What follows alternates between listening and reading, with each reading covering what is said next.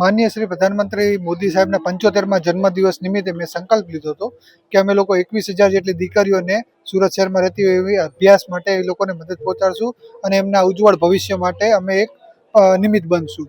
તો એ નિમિત્તે અમે લોકોએ અત્યાર સુધીમાં 1400 જેટલી દીકરીઓને ચેક વિતરણનો કાર્યક્રમ કરી ચૂક્યા છીએ અને આજના દિવસે 1100 જેવી દીકરીઓને ચેક વિતરણ કરવાના છીએ.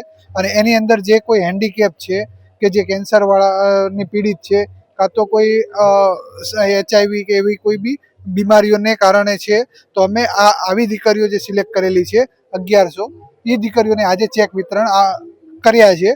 અને હવે નેક્સ્ટ 11 તારીખના દિવસે એક સાથે 5100 દીકરીઓનો ચેક વિતરણ કરવાના છીએ.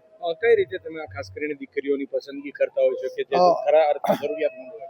અમારી ટીમ દ્વારા એ લોકોના ઘર પર ચેક કરવા જાય છે અને જેના પેરેન્ટ્સ નથી હોતા એને પ્રાયોરિટી પહેલાં આપીએ છીએ. પછી જે ભાડે રહેતા હોય કે એમની આર્થિક પરિસ્થિતિ નબળી હોય એવી દીકરીઓને અમે સિલેક્શન કરીએ છીએ અને અમારી ટીમ એમના ઘરે ને સ્કૂલ પર ચકાસવા માટે જાય છે. આજના કાર્યક્રમને લોકોને શું કહેશો? લોકોને હું એ જ કહીશ કે આ કાર્યક્રમ એક મારો નથી, આપણા દરેકનો છે ને દરેક લોકોએ જે કંઈ પણ થતું હોય એનાથી 1 દીકરી કે 10 દીકરી એનું ભણાવવા માટેનું કે એના પરિવાર કુટુંબને એને અભ્યાસ માટેની મદદ પહોંચાડવી પડે, જેનાથી ભારત દેશની અંદર જો શિક્ષિત હશે ને તો જ આપણે એક महासत्ता बनी सकूं। मेरा नाम गुफरान अहमद हुआ और ये मेरी बच्ची है जो डिसेबल है, जन्म से ही डिसेबल है। इसके पीछे हम लोग काफ़ी परेशान रहते हैं। ये बच्ची हमारी जो है यहाँ पर शिल्पा स्कूल में पढ़ती है। ये जो अभी कार्यक्रम जो पीयूष भाई ने चलाया है सूरत में, उसके लिए हमारी बच्ची को उन्होंने नॉमिनेट भी किया, तो हम काफ़ी अपने दिल से जो है उनको बहुत आभार प्रकट करते हैं। ये कार्यक्रम से हमको बहुत मतलब लाभ हुआ है